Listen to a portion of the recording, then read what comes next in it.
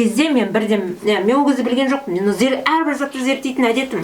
Бұдан кейін не шығады екен дедім. Ол кезде қалай сыйыну керек екенін де білген жоқпын. Алладан қалай не болатынын білген жоқпын. Сол кезде мен содан кейін не басталып кетті білесіздер ма? Менің өмірім күл-талқан болды.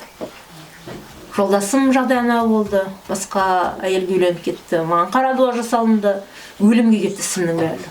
Түсіндіңіздер ма? Мен ол кезде қалай сыйыну керек екенін, ол жуанның мағынасы не екенін мен білген жоқпын. Білесіздер ма? Сол. Ал тағы да. Мен өзімнің зерттеп, өмірімде қолданған дүниелердің барлығын айтып жатырмын сіздерге. Сосын түлкіні жолыңызда кездестірсеңіз, тұсыңызда кездестірсеңіз, не болады? Бұл да Алланың белгісі сізге түсіріп атқан. Алла тағала сізбен сөйлесіп жатыр осылай. Өміріңде сондай өте жаман, нашар адам пайда болады.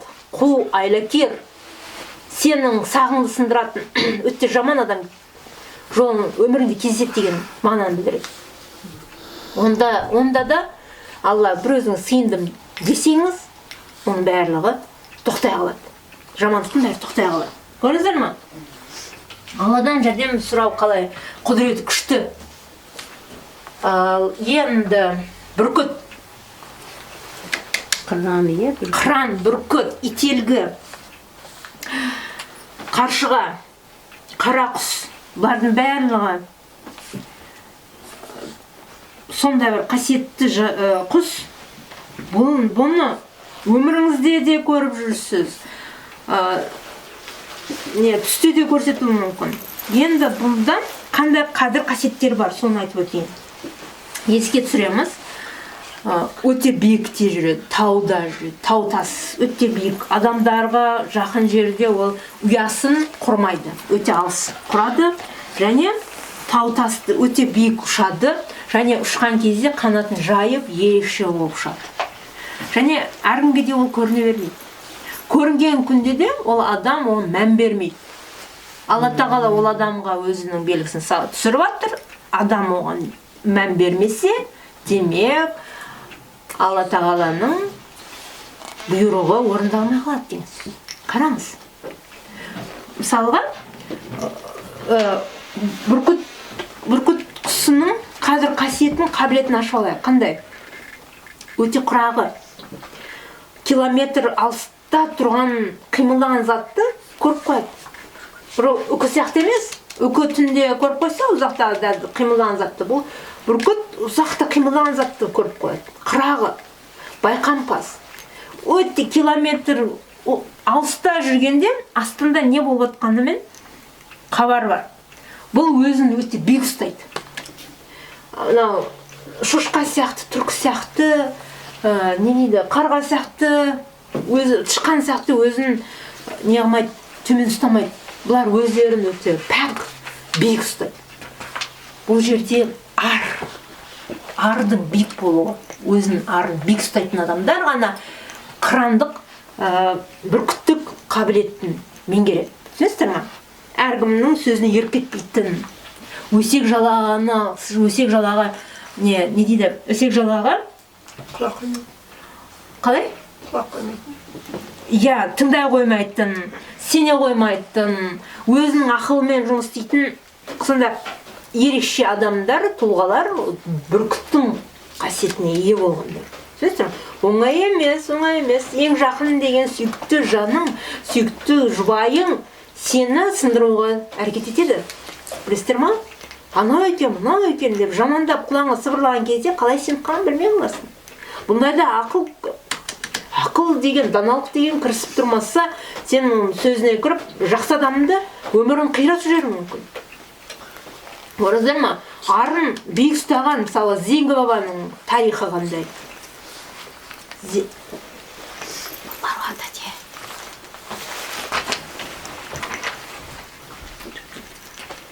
Зеңгі бабаның тарихы. Ануар бегім ана дәретсіз емес, бір қателік жасайды ғой, әдейілеп. Сол кезде не дейді, ана сиырдың ішіндегі бұзаудың маңдайында қасқасы бар, қасқасы жоқ дегенде таласып қалады дағыны. Сол кезде Зең баба өзін мақтанып қалғанын түсіне қояды. Сен әйеліңсіз сенің қасиеттің, қабілеттің соншалықты мықты болмаушы еді. Сен көп бәлсіне берме деген сөзіне қарамастан, ал сынайық дейді. Сонда бір кішкене ғана күнделікті істеп жүрген ісінен Әнуарбегім маманы сәл кішкене ғана ауытқиды, сол кезде қателеседі. Сол кезде тәубесін таянады. Көрдіңіздер ма? Әрбір әйел зат пен еркек заттың да сонда қырандық, бүркіттік қабілеті бірдей болу керек екен. Еркектің тұлғалығы сонда әйелдің қолында, немесе әйелдің ерекше қасиетті болуы еркектің қолында екен. Өте сақ болуымыз керек екен. Иә? Ары қарай. Бұны тағы бір айтып кететіні, егер де қыран құсын аспан көкте былай өте алыста ұшып жүрген, қалықта ұшып жүрген байқап қалсаңыз, демек сіздің деңгейіңіз көтеріледі. Құрметіңіз асады деген сөз. Әнеуіне туды көтергенде сөйтті ғой. Танымал боласыз деген. Қазақстанның туын көтергенде. Туын көтергенде оны айтты ғой, қыран ұшып жүр деді ғой. Қыран жанында ұшып жүр. Жанында жүрді. Қыран жанында ұшып жүрді. Ол жақсылық болғанда Қазақстанның абыройы көтеріледі деген сөз. Ал бір адам оны көрген кезде қабыл алдым дедіңіз ба, сіздің атақ даңқыңыз көтеріледі. Ең болмағанда әулетіңіз тума-туыстың алдында құрметке ие боласыз. Алла тағала берем деді ма, қайткен күнде де соны орындалып қалады. Енді қараңыз, белгілердің тағы қандай түрлері бар?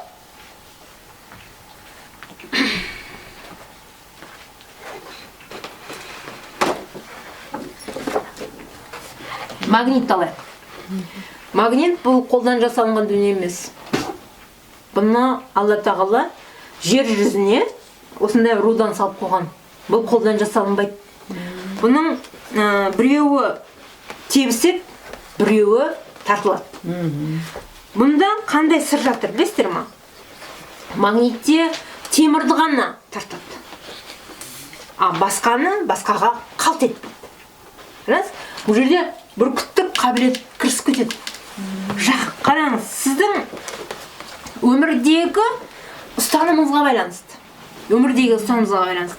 Егер де сіз жақсы адам болсаңыз, темірдей қатты мінезіңіз болса, қатал болсаңыз өзіңізге, және алған беттен қайтпайтын болсаңыз, сіздің қасыңызға тек қана сондай адамдар жиналады. Соларды орысша айтқанда притягивать будете к себе таких хороших людей. Егер жаман адам болсаң да, жаман адамдарды өзіңе жинап аласың. Қараңыз, өсекшілердің алдына өсекшілер жиналады. Ақылдылардың алдына ақылдылар жиналады. Жалақорлардың алдына жалақорлар жиналады. Алланың тағы бір белгісі түседі. Милиция хананы жасап қойды, сотты жасап қойды, концерт залын жасап қойды, тағы не жасап қойды? Дүкендер жасап қойды. Зал енді дүкенді айтпай-ақ қойды. Сотпен полицияны қарайық. Сотта кімдер жиналады? Жалақорлар, даугештер, бір мәселені шешкісі келгендер, қылмыскерлер, қараң жаман адамдар жиналады. Басына іс түскен кісілер барады ғой сотқа. Иә. Бұнда закон притяжения, тартылыс күші жұмыс істеп тұр. Жақсы адамдар ол жерге бармайды, теуіп тастайды. Ақтап, Алланың өзі ақтап, оны шарт тастайды. Магниттің ісі қандай? Бұның Алла тағала бұны түсірді ма? Бұның астында астарлы белгісі бар екен. Осы бойынша жұмыс атқаруымыз керекпіз. Өте сақ болуымыз керекпіз. Енді біздер бәріміз намаз оқып, жабық киініп, намазхандар болдық па? Біздің қасымызға тек қана намазхандар жиналады. Білесіздер ма? Ойламаңыздар, біздің қасымызға басқалар. Ойламаңыз, сіздің қасыңызға келіп, жалаңаш тұрған қатын ешқашан келіп, шортымен келіп, немесе майкамен келіп, сіздің қасыңызға тұра қалып намаз оқымайды. Байқап жүрген шығарсыздар, иә? Дәл солай. Оқытқызбайды, жоғалтқызбайды. Алладан түскен бұйрық бұл. Белгі. Сондықтан әрбір заттың Алла тағала сізбен солай білдіреді. Сезеді, сен менің қорғанымдасың деген белгі ол. Түсінесіздер ме? Жаманға тептіреді, жақсыны қасыңа жинап береді. Алланың белгісі. Енді одан кейін мынаны қараңыз. Компас. Компас. Оңтүстік, солтүстік нені белгілеп берген құрылғы. Бұл біздің өмірімізде пайдаланбаймыз дейсіз. Қалай пайдаланбайсыз? Осы арқылы сіз құбыланы іздеп жатқан жоқсыз ба? Осы арқылы. Өте көп саяхатшылар осымен жолға шығып жатыр. Бұның мән мағынасы неде тұр? Бұның мән мағынасы қазір осымен табуға көшіп кеткен. Алдын біздің ата-баба әруағы компас болмаған кезде неге кірісті? Не арқылы білді? Жұлдыздар ма? Дұрыс. Жұлдыздарды аспанға шашып қойды деген. Жұлдыздар арқылы ай күнге қарап, соққан жерге қарап, оңтүстіктен соғып жатыр ма, солтүстіктен соғып жатыр ма, батыстан, шығыстан, соның бәрін білген. Ата-баба әруағы. Білесіздер ме? Олардың бәрін Алла тағала біздің жұмысымызды жеңілдетіп, осындай құрылғыны жасап берді бізге. Осындай құрылғыны жасап берді. Бұның түбінде де үлкен сыр жатыр. Бұны істете алғанда бар, істете алмағанда бар. Мен өзім істете алмаймын. Мыналарын түсінбеймін мен. Мына жерде бәрі жазып тұр, бірақ мен түсінбеймін. Бұнда да магнит бар. Магнит арқылы жұмыс атқарады осы. Сосын айтайын дегені, бұның астындағы белгі жұлдыздарға келіп тіреледі екен. Жұлдыздарға келіп тірелген кезде жұлдыздардан жеті қарақшы деген бар, қазық деген бар. Тағандай жұлдыздар. Ең үлкен жұлдызымыз қандай? Күн, ай, сосын Юпитер, шолпан жұлдызы бар. Шолпан жұлдызын көрген адам бар ма? Темір қазық деген бар. Темір қазық деген бар. Шолпан жұлдызын көрген бар ма? Білмедім, естімедім. Біз танымаймыз ғой, көреміз. Шолпан жұлдызы Венера ғой. Кешке шығатын ба? Кешке? Емес таңдан алмаймын ол. Таң жұлдызы ғой, таң шолпан деп жердің жай айтылмаған ғой. Үлкен бөлек тұрған Шолпан жұлдызы. Шолпан жұлдызының қадір қасиеті қандай, білесіздер ма? Таң алдында шамы. Иә. Жалғыз өзі тұрады, бір. Бүкіл жұлдыздар оның алдында сөнеді. Күн жоқ. Иә, күн жоқ. Күн жоқ. Аспанда болмайды. Сол кезде шолпан жұлдыз шығады, қай кезде? Таң намазда. Оны көрген адам не болады? Алла тағала оны таңдаған құлына көрсетеді. Ешкімге де көрсете бермейді шолпан жұлдызын. Оны тани да білмейді.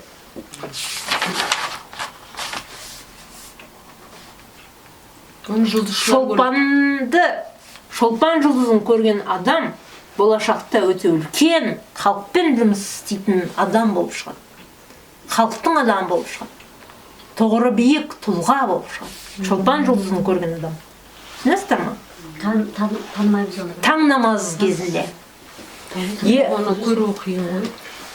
Оны айырылмайды көру. Жалғыз өзі қалады оны. Ол жалғыз ғой, жалғыз. Жаз айында көруге болады. Егер Алладан Күн тілесеңіз, жақ кезінде найыны. Иә. Алладан тілесеңіз, Алла береді бәрін. Жарайды енді. Шолпан деп ат қойса жақсы шығар онда. Енді ол жарық шашып ол. Көрдіңіздер ма? Алланың белгісі қандай. Әрбір затқа белгісі салады. Өйткені таң шолпан деп жерден жай айтпайды ғой. Таң алдында шығатын жұлдыз ғой. Бұл жерде менің таң қалатыным, Алла тағала күнді жаратқан кезде күн суық аяз күнде де күн жарқырап, күлімдеп тұрады. Бір қасарыспайды. Құдайға қарсы келмейді. Ол адамзаттан Құдай сақтасын. Сәл бір жерге қисап қалды ма, митингге шығып кетеді, ереуілге шығып кетеді. Қарсы келеді. Бүкіл жерін шашып тастайды. Депрессияға түседі, жылайды, сықтайды, өзін асып өлтіріп қояды. Бұл енді мысалға қой, сиыр ұнамай қалса иесі өзін асып қоймайды ғой? Сөйтіп. Жоқ, адам иесіне иесі ұнамай қалса, мысалы иесі ұрды ма? Ұрады, не қылады, боқтайды, жаман сөздермен балағаттайды, сиырды мысалға. Сиыр түнімен жылап өзін асып қоймайды ғой мысалы. Қоран ішінде. Олар пәк, ондай зат істемейді. Сүт бермей қояды шығар. Олар бәрі түсінеді сиыр. Түсінеді ғой, Құдай сөйлеу керек қой олар. Алла тағала әрбір түсірген белгімнен үлгі ал деп жатыр. Бұл жерде Алла бізбен сөйлесіп тұр. Міне мен мына жануарымды осылай жараттым, сен содан үлгі ал. Сен қасарыспа. Жылап жолауды, ұмытты, ары қарай жұмысын істеп кет. Кек сақтама. Өте мейірімді бол, жақсы көр. Малдыр болып дұрыс емес. Түсінесіздер ма? Кек сақтасаң не болады ақыры? Өзіңді де қоршаған ортаң бәрін білдіресің. Одан сен Құдайдың алдына да жете алмайсың. Тозаққа қалай саласың? Соны кес атады ғой сосын. Әне, көрдіңіздер ма? Солай. Енді қараңыз. Компас шешіп тастадық. Енді мынаны қараймыз. Алла тағала бізге нені жаратып берді? Жол белгілері. Жол белгілерінде мынаны нені білдіреді? 50 километрден Артық болмайды. иә, сағатына 50 километр болса болу керек. Ана несі солай. Мына нені білдіреді? Жүруге болмайды. Прямо жүріп. Остановка запрещена. Не, тоқтауға болмайды деген. Жүріп өтіп көрегі. Мынау ше? Ол ана екі бағыттың несі, әр жағындағы қарасы сол өту керек. Мына жақтағы машина. Главный. Өткізу керек. Иә. Сый құрмет болу керек. Мынау? Тікке ғана жүресің. Бұрылмайсың. Налево Налево никогда. направо жоқ. Иә. Направо Ал жоқ. мына жерде Ол жерге кіруге болмайды. мүлдем жүруге болмайды. Бәшен жүруге болмайды. Енді бұны Алла тағала не үшін түсірді? Бір ғана жолды салып қойды. Сонымен тіке жүріп, аяқ қолыңды Тік бас деймін. тік басып, ешқандай нені бұзбауың керек. Правила мынау, еш. Ешқандай қағиданы бұзбауың керек. Ережесін. Ережесін. Бұл қай жерге түсті? Ата жолына түсті. Бір қателік істесең, не боласың? Авария боласың. Өте қатаң болу керек. Бірақ оған штраф Құдайдан келеді. Мына жердегілерді талдап тастасақ. Мынау тек қана тіке жүресің, ешқайда бұрылмайсың деген белгі. Мына жерде парковка. Машинаны қоюға болады деген сөз. Мынау не? Мынау белгінің алдына келгенде обязательно тоқтап, жан-жаққа қарап, сосын жүресің. Иә. Ана жылы дорогаларда Без остановки не проезжать деген. Мынау ше? Ол темір жолдың несі? Темір жол екен. Мынау бағытың сенікі не? Сен ғана жүресің, ешкімге жол бермейсің деген сөз. Главный. Мынау ше? Бұдардан не? Басқаларға Жол беру керек деген сөз. Ал мынау не? Айланасын. Не деген? Круговое движение. Анау перекресток поворотында. Кольцо. Қойшының поворот. Кольцо. Мынау трасса деген сөз, Иә, трасса. Үлкен жол. Мынау тоқтауға рұқсат жоқ деген сөз. Енді қараңыз, бұны не үшін бізге түсірді? Алдын біздің темір тұлпарымыз не болды? Атымыз болды. Сиыр, ат, өгіз және түйе болды, иә? Енді біздің бәрімізді темірге отырғызып қойды. Құдайдың құдіреті темірді де жүргізіп, темірге отырғызып қойды. Темір жүрді деген өзің ойлаңыз. Сиырдың, жылқының жүретінін білесіз. Ал темірдің ұшып, ракетаның ұшуы, пойыздардың бәрі темір жүріп жатыр. Құдайдың құдіреті солардың бәріне жан бітіріп соларды жүргізіп қойды. Ал оған мында қағида түсіріп қойды. Бұл жерде жасырын тұрған белгі неде тұр? Бүкілі Алланың белгісімен болатын дүние. Әрбір затты Алла тағала жаратты ма, оның бензинін берді, оның қосалқы бөлшектерін берді, одан заңын жаратып қойды және белгілерін жаратып қойды. Құдайдың рұқсатынсыз ештеңе болмайды. Мұнаның барлығы Алла тарапынан түскен. Адам ойлап тапқан жоқ бұны. Алла тарапынан түсті. Қараңыз, неге бензин осыдан 10 ғасыр алдын шықпады нефть? Мұнай неге 10 ғасыр, немесе 5 ғасыр, немесе 3 ғасыр алдын пайда болмады? Бәше болмады. Айтыңызшы. Қажет болмады. Көмірде бұрын ол 2 ғасыр ғана ма алдын пайда болды көмір? Оның барлығы Алланың бұйрығымен болып жатқан. Түсінесіздер ма? Соған соларды жолға қою үшін адамдарға ойына салды, соны істе деді. Бұлардың барлығы белгі. Бұның рұқсатын, Алланың рұқсатынсыз, Алланың Құдайдың құдіретінсіз ештеңке жүрмейді. Өзіңіз ойлаңыз, машинаның ішінде бір ғана деталі сынып қалды ма, ол жүрмейді, әуре болма. Оның да бір қадір қасиеті бар. Ал енді қараңыз. Мына бір белгілері қараңыз. Әскерилердің погоны. Әскердің погоны. Әр түрлісі бар екен. Бұл жерде орысша жазылған, қазақшасын мен шығарған жоқпын. Мына жерде рядовой, младший сержант, сержант, старший сержант, старшина, прапорщик, сосын старший прапорщик, полковник, подполковник, майор, генерал, маршал, не дейді? Тағы да, одан да жоғары нелер бар. Генерал майор. Генералиссимус. Ол ең үлкен ұлы. Солардың бәріне иығына осындай белгілер салып қойған. Бұл да белгі. Бұнда да Құдайдың құдіреті бар. Әрқайсысына қарап, сен белгілеріне қарап, сен сөйлесе аласың. Қараңыз. Адамның қолы бар. Генерал болса, біз төмен түсіп, иіліп қаламыз. Ал мынандай погон көрсек, өзіміз биік ұстаймыз. Енсінбей. Мен сияқты деп. Енсінбей, дұрыс сөйлеспей. Бұнда белгілер тұр. Менің қарабасыма,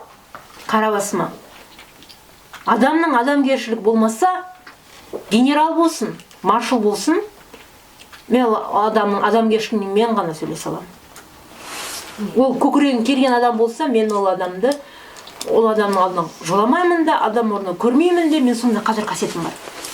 Менің үлкен нағашым бар. Ол кісі үлкен жұмысты атқарған. Мен ол кісінің өте жаман сұрқия мінезін білген екен, ол кісіні жоғалтпаймын. Жақтырмаймын. Мен ол кісінің сөзін мүлдем қабылдамаймын. Түсінесіздер ме? Осы қаншалықты ол үлкен дәреже шықсын, бірақ кішкентай адамгершілік болмаса, бір тиын. Әрқайсыңызға сондай болуыңыз керек. Ол мансабы, көтеріңіз зор екен деп, оны не дейді? Басқа деген жағымпазданып кетсеңіз, сіз өзіңізді қираттыңыз. Бұнда да Алланың белгісі тұр. Өзіңді қалай ұстау керексің? Кез келген адам алдында. Тек қана Құдайдың белгісі не, адамгершілігіне қарай, мінез құлқына қарай, сені сыйлауына қарай, қана сөйлес деген белгісі тұр.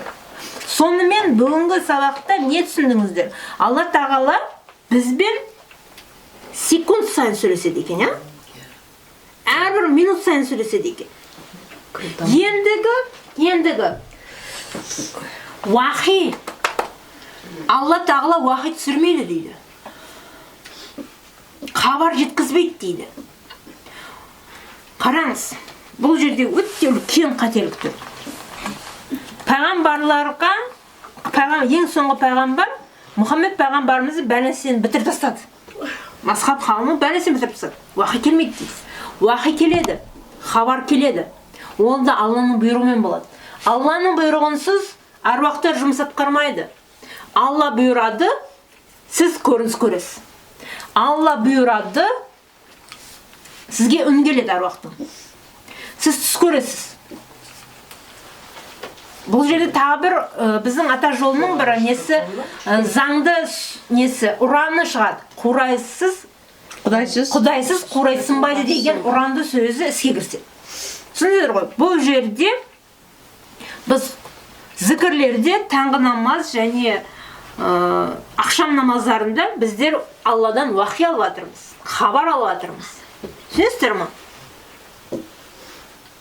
Бұны жоққа шығарудың қажеті жоқ. Оны түсіретін періштелер, періштелік дәрежедегі әулие аталар ғана сонда уахиді жеткізе алады.